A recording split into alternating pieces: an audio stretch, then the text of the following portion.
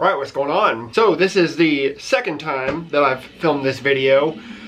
First time I got as far as finishing the editing process before I realized I left 2 records out. They were sitting on the floor leaned up against my shelf instead of actually being on my shelf where they should be. So I didn't realize it, and I know I could have just gone and sort of added them in post or shown them in the next video, but I don't know, it was kind of just dumb and frustrating, and I decided, fuck it, I'll scrap it, and pretty much immediately kind of forcing myself to have to remake this video. So this is the second time that I've done this, but whatever, here we are. This is what we got going in the background today, the new Caveman Cult EP, Supremacia Primordial. Yeah man, fucking super violent, like Black Death, great shit. I got a lot here, so let's just get into this shit and see if we can make it through this big fucking stack of records that I have pulled out here. Let's do it. First thing I got here, this is Bal Gadriel with Decade of Intolerance. If you guys aren't familiar, Bal Gadriel is an Asgore project. This is basically the project that came before Drowning the Light. And this is a project that I believe formed in like 99 or something like that. And only ever released 2 demos that are both on here. Side A is Winter 2002. Side B is Rehearsal 2003. This is a Go to War X release from 2016, I think it was, the very beginning of 2016. And this was the first time I ever ordered from Go to War X. I actually ordered this with 2 Drowning the Light releases that they put out at the time. And I realized afterwards, after I had made the order, that Bal Gadriel was also an Asgore project. So I basically sent him a message and was like, hey, can I add this to my order? No problem. It was like another $35 with shipping and the record from wherever the fuck Go to War X is from, like China or something. This is actually really fucking cool, man. It's super raw, it's definitely demo quality. But if you guys like super raw, noisy black metal, then, you know, this is definitely where it's at. There's the front cover right there. It's basically like a shot of a live show or something like that.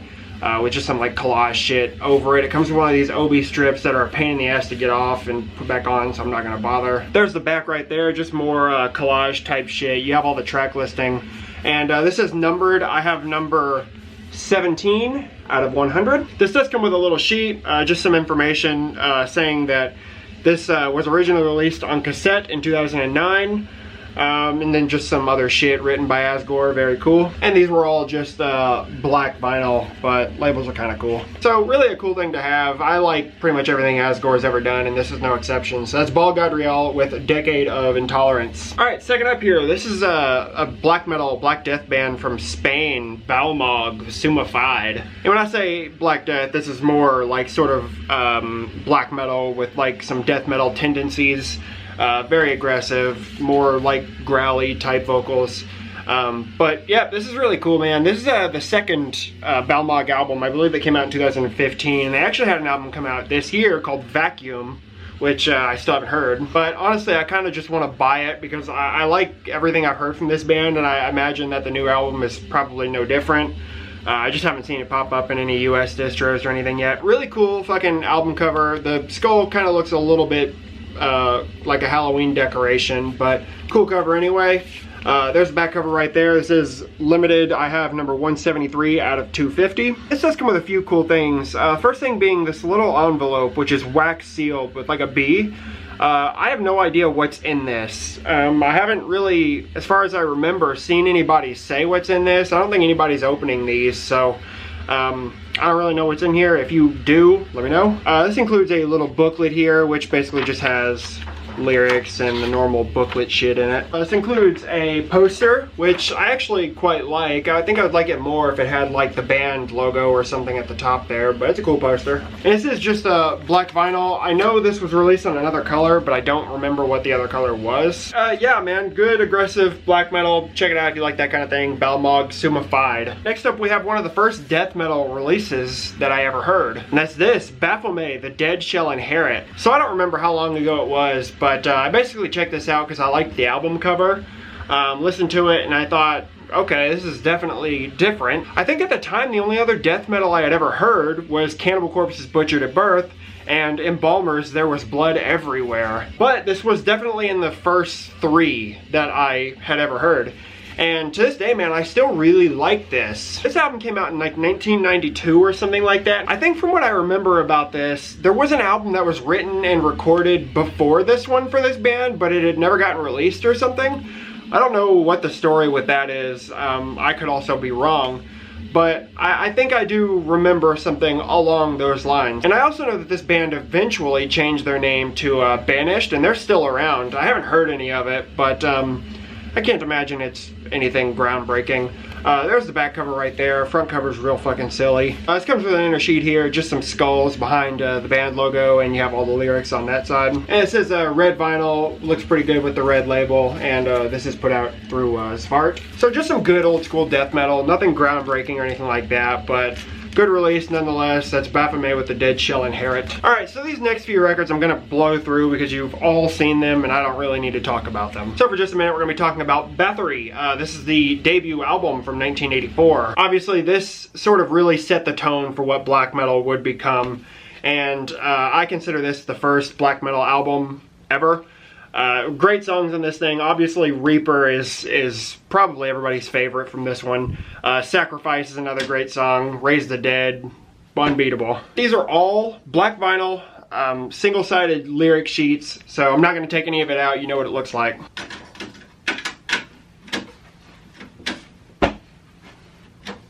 In 1985, we got The Return, and this is really like a cornerstone for modern-sounding black metal. The vocals were more retched here than on the debut. Almost has like a witchy feel, which we know a lot of black metal now does.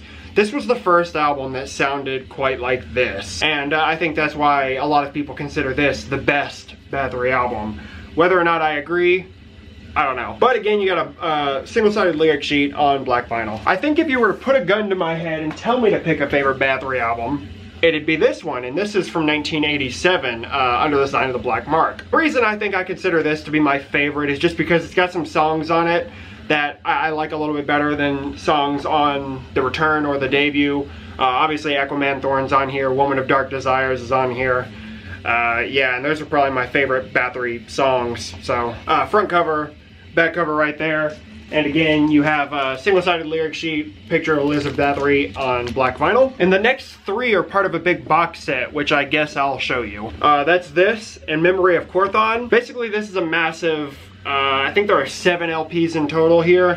Compilation kind of spanning the entire career of Korthon with Bathory. So you got 3 LPs here. These are all gatefolds, double LPs. The only reason I'm going to show you these is because the gatefolds are all different. I don't know if it's worth it or not, but I'm gonna do it anyway. So here's what they all look like. All have the same front cover and the same back cover with different track listing, obviously. But you got different gatefolds for each one of them. These are actually really nice. Here's volume 2 and the gatefold for volume 2. And here's volume 3 and the gatefold for volume 3. Besides that, you get a massive fucking booklet, which has a shit ton of lyrics, a shit ton of information. I believe there are some interviews and shit in here, but yeah, I haven't gone through and read this, so honestly, I don't know. Also, you get a picture disc of the debut album, which is really fucking cool. I like the yellow goat, very nice. And besides all that, you get the biggest poster in the whole fucking world. So, if I'm completely honest, I don't listen to these records because all the Bathory that I actually like is on the first 3 albums. I know, blasphemy. So I kind of just bought this sort of on a whim. Listened to the 3 LPs, you know, a couple times, and the only stuff I really like is on the first 3. So whatever, cool thing to have. Bathory and Memory of Korthon, the vinyl box. Alright, next up here is one of the biggest hype bands in all of extreme metal. This is Behemoth with The Satanist. Yes, this is the only Behemoth album that I own. Mainly because I don't really like the band. I don't like really any of the early stuff. I don't like any of the mid, sort of more death metal-y stuff. I don't like this album all that much. For me, Behemoth is good for a few songs that are kind of spread out throughout the discography, so owning any of the records really isn't worth it for me. When I bought this, I actually pre-ordered it, and for some reason when it was supposed to ship, they gave me my money back. Something with processing of my card or some shit. And when they did, I was actually okay with it. And about a couple weeks later, I saw it in a record store for a little bit cheaper, still like 40 something dollars. I bought into the hype, man. I think the single they released from this was Blow Your Trumpets, Gabriel. And I heard that song and I liked it. And then I bought this album and realized, yeah, I'm not really a Behemoth fan. It's got a great fucking album cover though. Really fucking cool. There's the back right there. And the gatefold. This is double LP, black vinyl. I'm not going to bother showing you all that. But this does come with a quite nice booklet, which includes lyrics, which you really can't fucking read. But yeah, that's what it looks like. I'd be lying if I said there was nothing about this album that I like. There's a couple songs on here that I do like, and some of the lyrics are pretty cool. But I'm just not a Behemoth fan, man. And this didn't change my mind, so...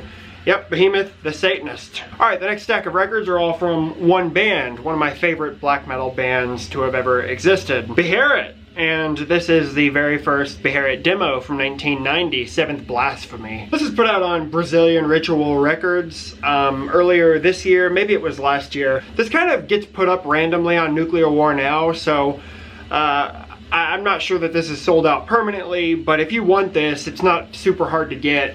Like I said, this is the first demo, so it is demo quality. It's very raw, noisy, black metal, sort of a more death metal-y approach to black metal, but it's good stuff, man. Everything Beherit really is known for in terms of black metal is all good. There's the front cover right there, the back cover with the 3 band members and track listings. Comes on a single-sided red vinyl. Which is quite cool, and I believe from what I read, the red vinyl was limited to 150 copies. And this also includes this poster, which I quite like. The very next year, in 1991, we got what some people consider to be the debut album from Beherit, and that's this, The Oath of Black Blood. So, there's a lot of controversy with this, whether or not this is a full-length album. I think at the time it was considered a full-length album because that's how Turbo released it. But the material on here would make this a compilation by definition. The first 7 tracks on here are from the Demonomancy release, and the last 4 tracks are from the Dawn of Satan's Millennium 7-inch. So by definition, this is a compilation. Turbo released it as a full-length album because that's what they basically gave Beherit the money to record. Now, whether there wasn't enough money or Beherit just blew the money, either way, the original full-length album was never recorded. So, Turbo, as a response, put this out. Some people do consider this still a full-length album, and maybe it is, but by definition, this is a compilation. But it's great fucking stuff, man. The song on here, The Oath of Black Blood, the title track, it's the 3rd track on here, is probably my favorite. Great fucking Chris Moyen album cover. Obviously, much better than that one they redid in like 2009 or whatever it was. There's the back right there with all the track listing. And this actually says, it says Christoph Moyen, which I don't know, I don't think that's right. Maybe it's supposed to be Christopher, they just forgot the R. Either way, good job, Primitive Reaction. And yes, this is a 2009 Primitive Reaction press of this. There's only been a few record presses of this release. Another one of them being in 2009 from a different label with alternative artwork. There's the gatefold right there, and you got some real silly pictures of the band. Just black vinyl, I think that was the only option for this. I think this has only ever been released on black vinyl apart from a picture disc.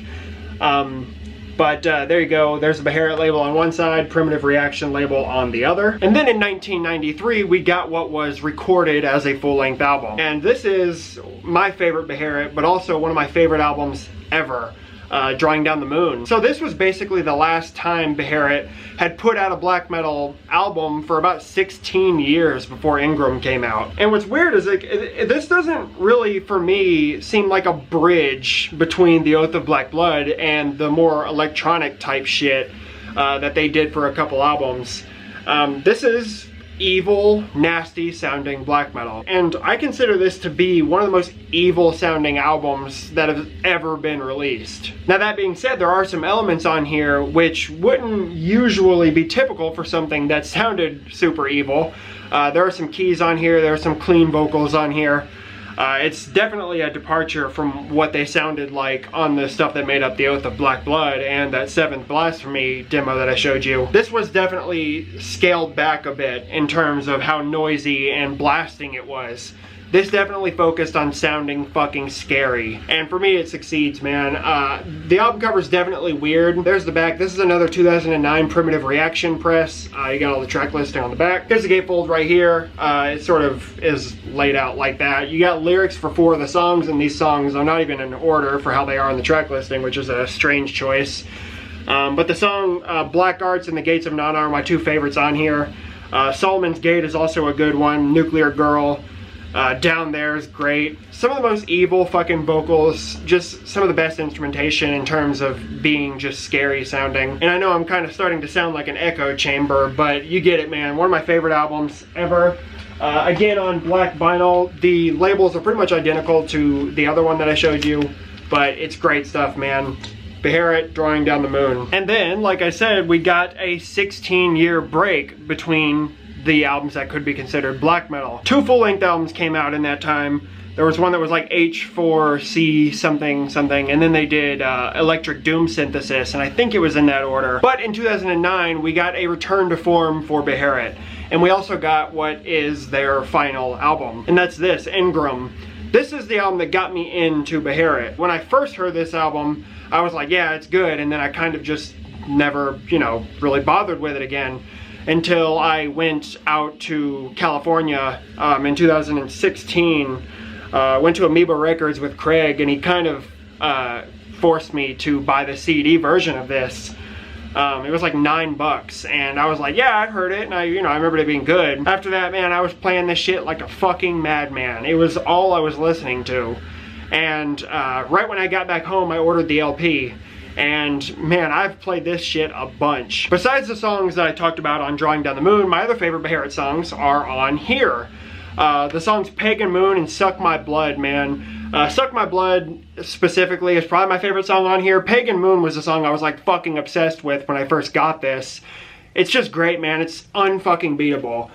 Really weird album cover, very glossy jacket, but there's the back right there. This is put out on Smart. There's a gatefold right there, again sort of laid out vertically, but very cool. Comes with an inner sleeve, which doesn't really have anything on it. And this was released on 4 different colors. I think it was red, green, black, and this clear vinyl. I think they were all 500 copies as well. And this one and the green one is actually the ones I like the best, so I'm happy to have gotten one of those. Side note, the guy who I bought this from in Greece actually sent me like a postcard with this, which is quite cool. Yeah, man, one of my favorite bands. I absolutely love these albums that I've talked about from Beharit. This one specifically is probably the most accessible. If you want to get into something like Beharit, this is where I would say start. So it's Beharit with Ingram. Alright, so only 2 more here, both from the same band, and this is also a band that I wish I liked a bit more than I actually do. This is Behexen with Nightside Emanations. So this is the 4th Behexen full-length album from like 2009, and I think that this was the first album where Behexen had started to sort of progress in a death metal direction. Not so thin sounding, the vocals are a lot more growly, and that's not really what I want from a band like this. And I know the only 2 Behexen albums that I own are ones that sound like this, but I'll get around to getting the earlier ones eventually. But this one's got a kind of weird album cover. I think that's supposed to be Lilith. Not super into it. There's the back right there with all the track listing. In terms of packaging, this is quite nice. And it is a good album too. I just don't like this as much as I know some of the earlier stuff I probably would like. Obviously, Hoth there from Sargeist, and on basically all these pages, that is affixed to the gatefold, which is nice. She's got band pictures and lyrics and shit.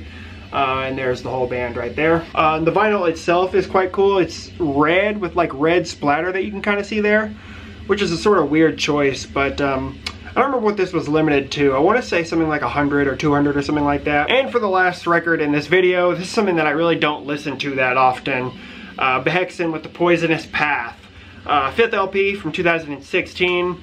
This is just too far into the death metal direction, man. Like I said it when this album came out, this kind of sounds like a Behemoth album.